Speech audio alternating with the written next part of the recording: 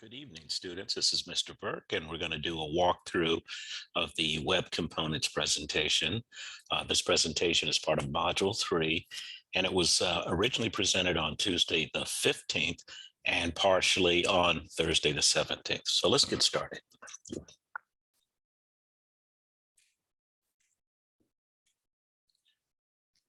Okay. This presentation is broken into different sections. We'll talk about the web client, which is your device, and we'll talk about the URL, the browser, cookies, and some other things that are stored on the client side and things that we want you to become familiar with. We'll also focus in on the web server or the application server on the server side, and then we'll touch on the key protocols that are used for web browsing and web connectivity. Background, I won't go deep into this, but we all know web applications and web connectivity is growing exponentially. More and more, everything you're doing is connected to the web, part of the web, or running on the web. There are a number of different attack vectors, attack challenges and exposures. We're not going to get into that deeply in this presentation. That'll be a future presentation.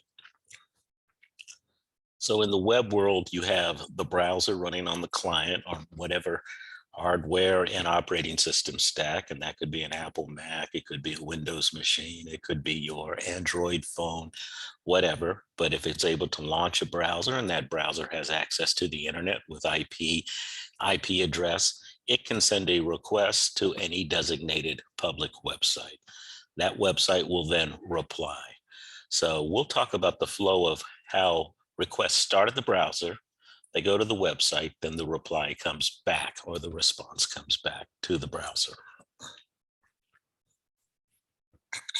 In terms of topology, enterprises and organizations, as they set up their environments, you have the client residing in the public world, in the, I'll say the internet world, highly exposed, very insecure.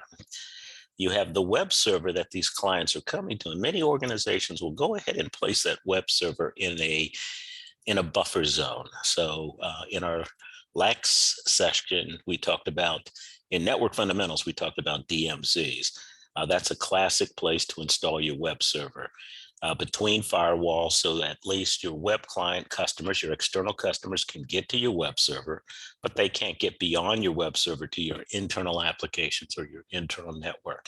And then the same thing, your internal applications and network have limited capability to update the web server, but they're not pushing data, full data, onto the web server and onto the internet.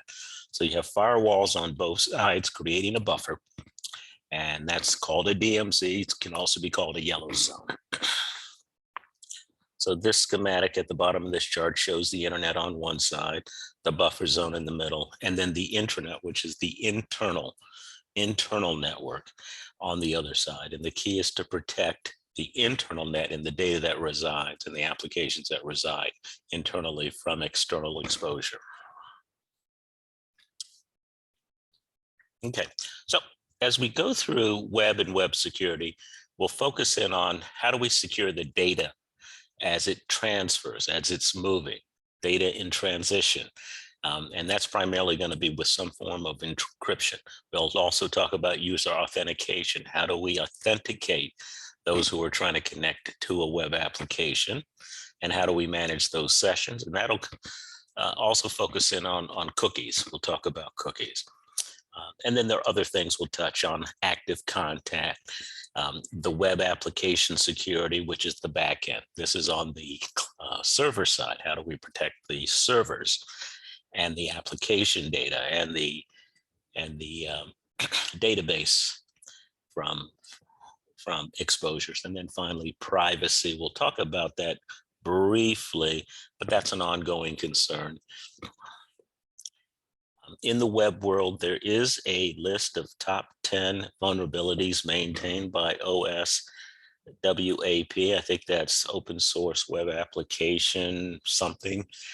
Every year this list changes. This is the list as of, I don't see the date, I think this was 2021, showing the top vulnerability being broken access control all the way to number 10 on the list, which is server-side request forgery.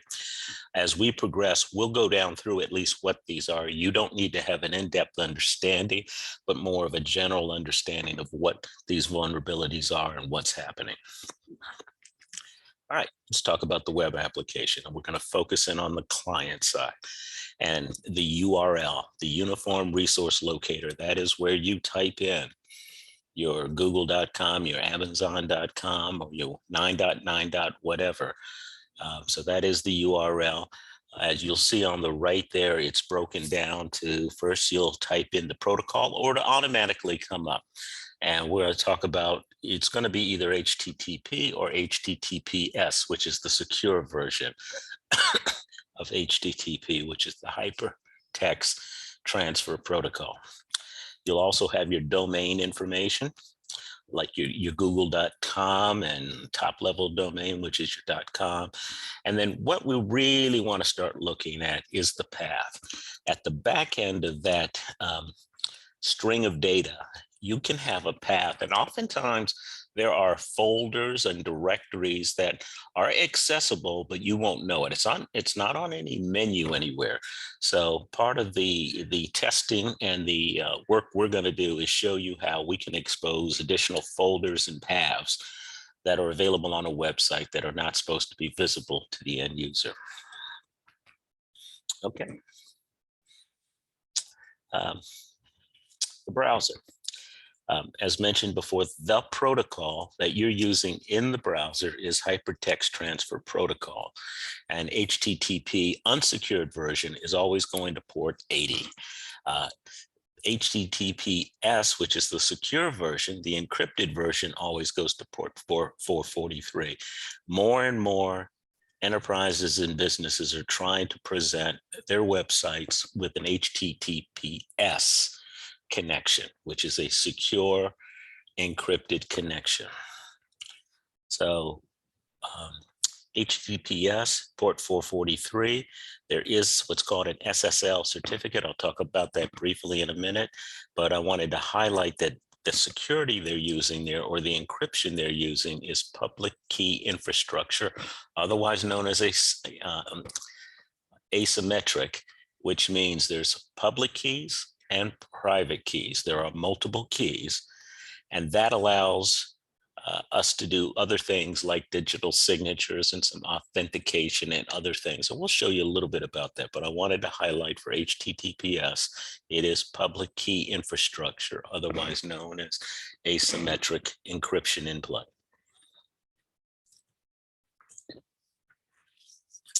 All right, getting into HTTPS a little bit more. We talked about public key, and there is a public key or certificate that everybody trusts and everybody uses. We'll talk about that in a second. And then there's some private keys that are used if you're doing digital signatures and some other things behind the scenes. The web server, how this works is the web server will go ahead and register their domain name. So yahoo.com will go to a certificate authority and say, hey, I need a secure certificate. And they'll register that to the name, align it to the name, yahoo.com, and they'll provide that server with a certificate. That certificate is then installed on the server. It's using SSL, Secure Socket Layer, or TLS, and TLS is basically an improved version of SSL. But that certificate is installed on that server, and when somebody comes to request a connection on that server, that certificate is passed back to the requester. That requester's browser will look at that and say, I see it. I see it was registered by a certificate authority, and the browser knows the certificate authorities and knows which ones to trust. So they already have a trust relationship with the key certificate authorities, and they know what certificates to trust. And the connection is established through a three-way handshake on port 443. One thing I did want to point out is if you ever want to get more information about the certificate, if you go right to the URL, and you'll see right before the HTTPS, you'll see a lock a lock. Just click on the lock and it'll open up a sub window, and then they'll say something about this website is secure. Click on that. And then it'll have a line in there about the certificate. Click on that, but just drill down from the lock and it'll actually display the certificate and the certificate authority that registered it and its expiration date. All right, so this is just a schematic of how HTTPS works. The end user makes a request to a domain name. A server out there, a DNS server, is checking on that domain, and let's say the request is Amazon.com. The DNS server says, okay, I'm going to find out the address for Amazon.com, and it says, oh, I also noticed that it is a secure website. So it continues on and passes the request on to Amazon.com #4, and Amazon.com in reply will say, I'm not only going to reply, but I'm going to send the certificate, a valid SSL certificate, which shows that I have an encrypted site. It'll also indicate what type of encryption I'm using, and the certificate is used as a public key. The browser receives this back and says, hey, I trust that certificate authority, therefore I'm going to use the certificate, and I'm going to start using it when I send data back and forth between my device and that web host. So you have a secure connection established. The two flavors of HTTPS, one is SSL, Secure Socket Layer. That's general purpose encrypted, and it has since been improved by transport layer security. It's just an enhanced version of SSL. For our purposes, we'll use those interchangeably. You won't need to know the difference, but both of them just represent an HTTPS connection, an encrypted connection. Now, what it does do is both SSL and TLS enable us to have confidentiality through encryption. It gives us integrity by having digital signatures, so we know that the data hasn't been messed with or changed.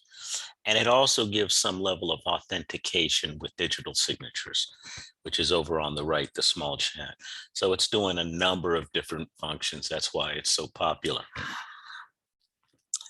All right, switching gears. We're still talking about the browser, but behind the browser, what kind of code is running? In general,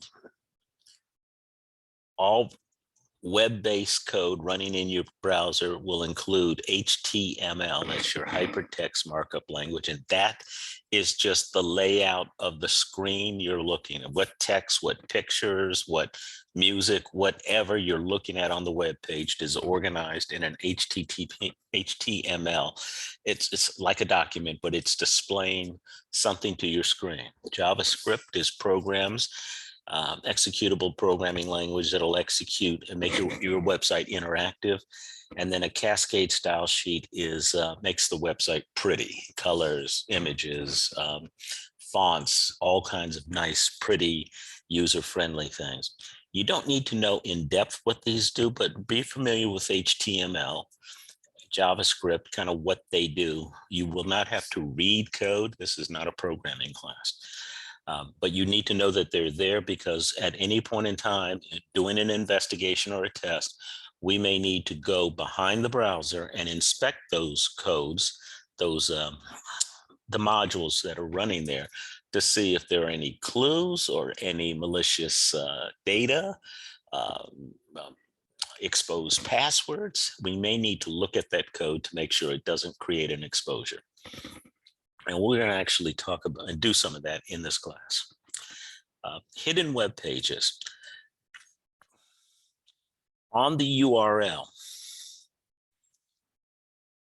as we mentioned before, the last thing on the URL is /path, some kind of a path. There are paths or files behind the web page that aren't visible on the menu, but if you know they're there, by just putting a slash and whatever the path name is, you can get to it. So a couple of things. How do you find out? First, you look at the source code, which is that HTML, that JavaScript, and that CSS. Those files, which are running behind your browser, you look at them to see if they call out some additional web pages that you may want to take a look at. So sometimes right in the code, those hidden web pages are listed in the code.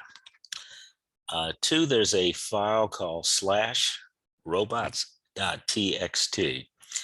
What this is a file that most websites have.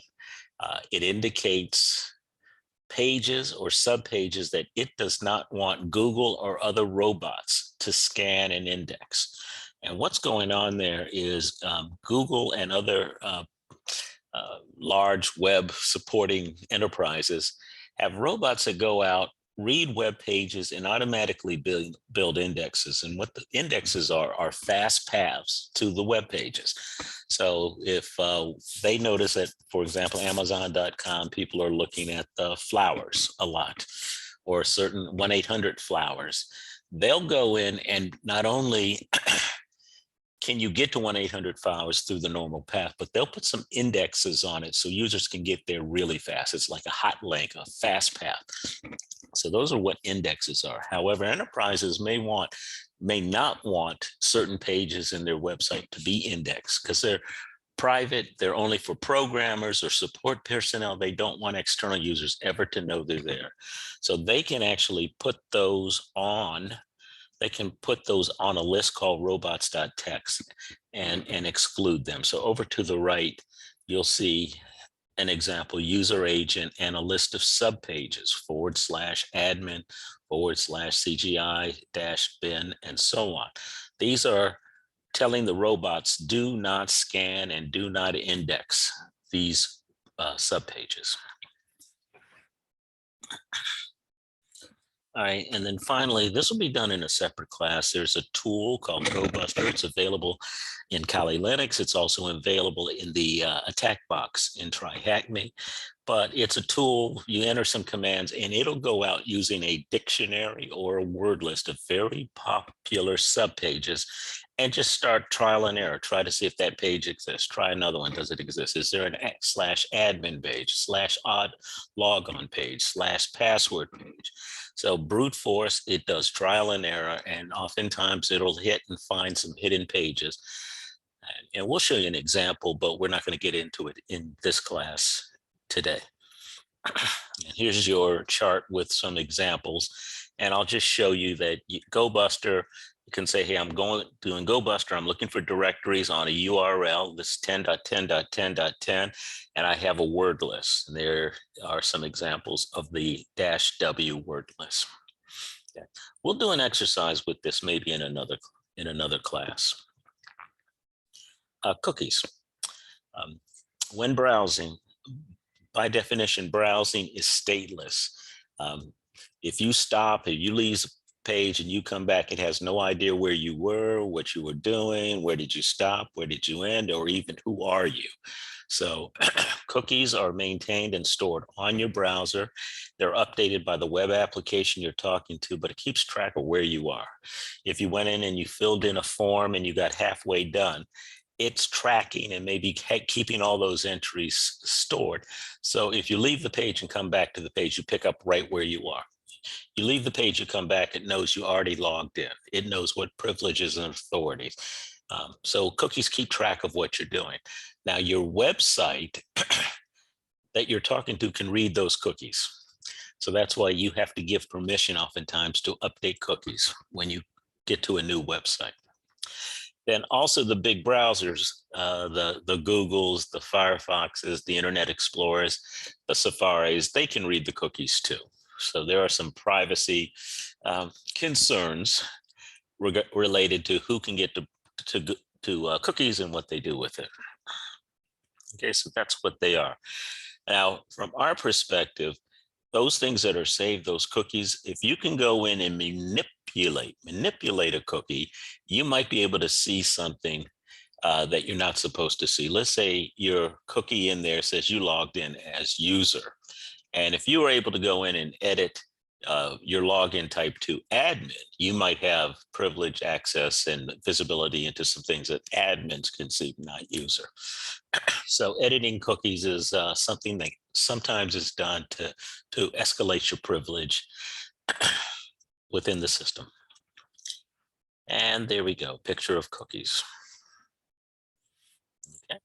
And the key, I guess, takeaway is the cookie is maintained in your browser. The cookies are in your browser, but your web application you're talking to has access to it and and is updating those cookies as required. All right, let's talk about how you look behind the browser. How do we get behind the curtain? And what we're going to do is use the inspect option, otherwise known as development tools. What I do is right click and I'll see, if I'm on a web page, right click, I'll see inspect down at the bottom. Right now I'm in a PowerPoint, it's not going to show up. But by doing inspect, it'll bring up for that web page, kind of like a console with the options listed here. Now, it may be slightly different if you're using Safari. I use Chrome, so it depends on what browser you're running, but these basic elements are there. Elements, first of all, will show you what page you're looking at, and typically it'll display the HTML. That's what this gobbledygook is below. Also, moving over, you have something called sources. That's where the main programming files, the HTML or a copy of the HTML, the JavaScript, and the CSS are. So if you need to inspect or look at those, you go to sources and display that. And then the last thing I'll show, it's way off to the right, it's not poking up here, is under storage. Under storage is where you'll find the cookies. And that's not showing up on this line. We'll show you something later, maybe. All right. So if we go in by, again, right click, hit inspect, and you will see a screen that'll pop up with the HTML. Then you can go ahead and scan down and read and review what's in the HTML. Oftentimes there's some comments in there that might be helpful for an exercise or an investigation. Now below here is, as I mentioned before, there is also an option. It's sometimes off to the right. It's not visible, called storage. And if you click on storage, you'll see the cookies. And then if you click on the cookies, you'll see the actual cookies listed there. So for example, there's a cookie in here called AK_BMSC, and it has a value. Now, if I click on that, depends on the browser, depends on your privacy setting, you might be able to change the value of that cookie and get a different result.